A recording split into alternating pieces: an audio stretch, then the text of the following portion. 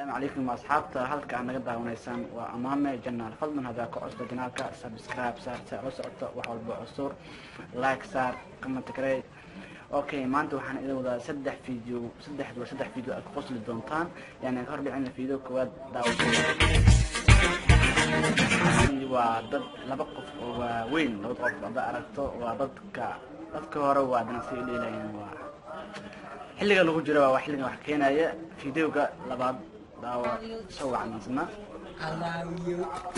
waxaana jacayl laga dhahaa videoga waa video calaashan jacayl laakiin jacaylka maxaa ka dambeey doona mar kale daawada videoga u dambeeya oo saddexaad daawasho waa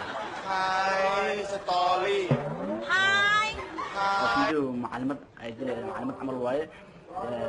mar labaad video ka daawasho